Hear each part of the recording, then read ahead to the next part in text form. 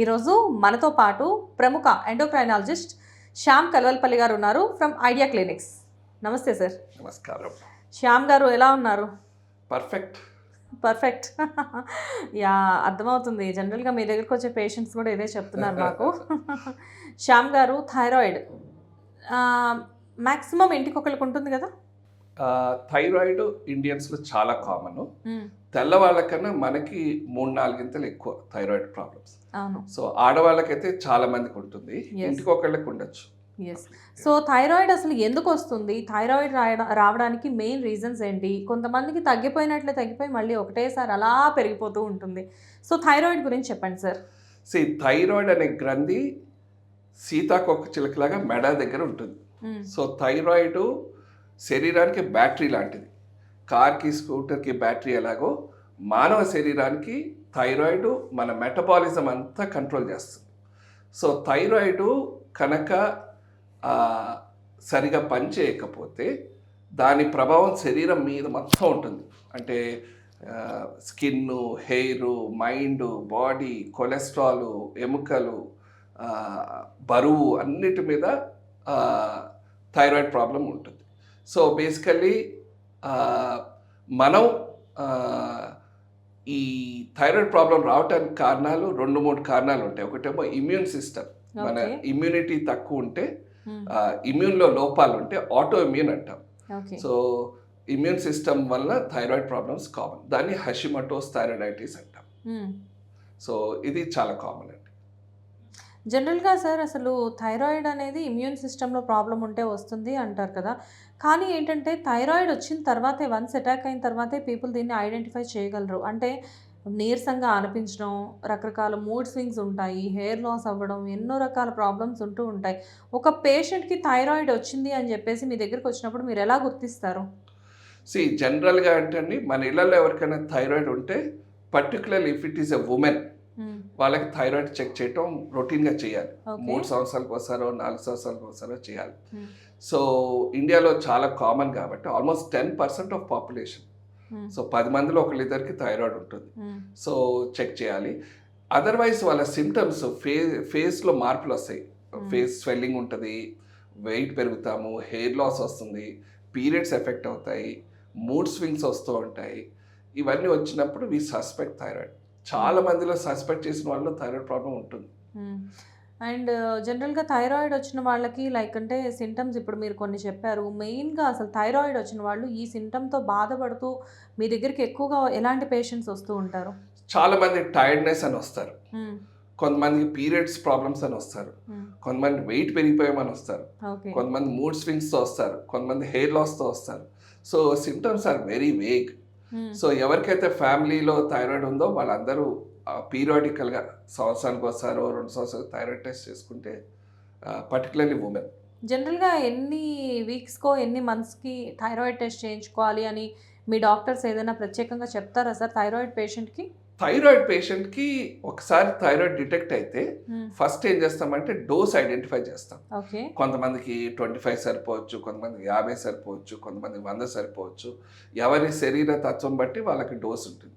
ఆ డోస్ ప్రకారం అయిన తర్వాత 6 నెలలకు ఒకసారో 4 నెలలకు ఒకసారో ఆ టెస్టులు రిజల్ట్ బట్టి, సిమ్టమ్స్ బట్టి చేస్తూ ఉంటాం. సంవత్సరానికి 2-3 సార్లు చెక్ చేస్తూ ఉంటాం. ఓకే. సో ఈ సంవత్సరంలో వాళ్ళకి అంటే ఇప్పుడు మీరు అంటున్నారు 6 మంత్స్కే అని, కానీ కొంతమందికి 2 నెలలకే లిమిట్స్ అనేది అప్గ్రేడ్ అవుతూ ఉంటాయి అన్నమాట. అది దేనికి అవుతాయి అలాగా? మీరు అన్నట్టు ఇది చక్కటి ప్రశ్న. కొంతమంది ఫ్లక్చువేట్ అవుతూ ఉంటాయి. ఫ్లక్చువేషన్స్ ఎందుకు అవుతాయి అంటే చాలా కారణాలు ఉంటాయి. ఒకటేమో మన శరీరంలో ఆ థైరాయిడ్ ఫంక్షనాలిటీ మారచ్చు. ఆ ఇమ్యూన్ సిస్టమ్ అన్నా కదండి, ఆ ఇమ్యూనిటీ లెవెల్స్ పెరిగిన తగ్గిన కొద్ది ఫ్లక్చువేట్ అవ్వచ్చు. ఇంకో కారణం, చాలా మంది పేషెంట్లు టాబ్లెట్లు వేయటం మర్చిపోతూ ఉంటారు. నెలలో 4-5 రోజులు మర్చిపోయారు అనుకోండి, దాని ఎఫెక్ట్ ఉంటుంది. కొంతమందికి ఏంటంటే వెంటనే టిఫిన్, టీ, కాఫీ తాగేస్తారు. థైరాయిడ్ టాబ్లెట్ కడుపులోకి వెళ్ళినప్పుడు నీళ్లు తాగొచ్చు, కానీ వేరే ఏ ఆహార పదార్థం కానీ పాలు కానీ తాగితే నీళ్ళకి ప్రాబ్లం లేదు. Food and milk products, tea, coffee, milk, ఇవి కనుక విత్ ఇన్ 1 అవర్ తాగి తింటే థైరాయిడ్ అబ్జార్ప్షన్ ఉండదు. సో మనం 100 డోస్ వేసుకుంటే సగమే అబ్జార్బ్ అవుతుంది. సో అదొక కారణం ఉంటుంది. So one is immunity, the second once compliance అంటారు. కాంప్లైన్స్ అంటే వేసుకోవటం మర్చిపోతూ ఉంటారు. రొటీన్ కదండి. సో మూడోది వెంటనే టీ, కాఫీ, టిఫిన్ తినేస్తే ఎఫెక్ట్ అవుతూ ఉంటుంది. ఓకే. అండ్ ఇప్పుడు థైరాయిడ్ ఇప్పుడు 100 యూజ్ చేసేవాళ్ళు మీరు చెప్తున్నారు. బేసిక్‌గా మీ దగ్గరకొచ్చిన వాళ్ళకి 25 ఇస్తానని జెప్పేసేసి. ఈ 25 ఇచ్చిన వాళ్ళు కొంతమందుంటారు. అండ్ వాళ్ళ రీడింగ్స్‌ని చూసి 125 ఇచ్చేవాళ్ళు కొంతమందుంటారు గదా! సో, ఈ 25కి, 125కి వీళ్ళ బాడీలో ఏంటంటే ఇన్ ఫ్యూచర్ గూడా ఎక్కువ డోస్ వేసుకోవడం వల్ల వీళ్ళకి వేరే ఇష్యూస్ గూడా వచ్చే ఛాన్సెస్ ఏమన్నా ఉంటాయా? అలా ఉండదండి. ఇది అపోహ. హ్మ్. ఫర్ ఎగ్జాంపుల్ కొంతమందికి 100 సరిపోతుంది, కొంతమందికి 50 సరిపోతుంది, కొంతమందికి 200 అవసరం వస్తుంది. హ్మ్.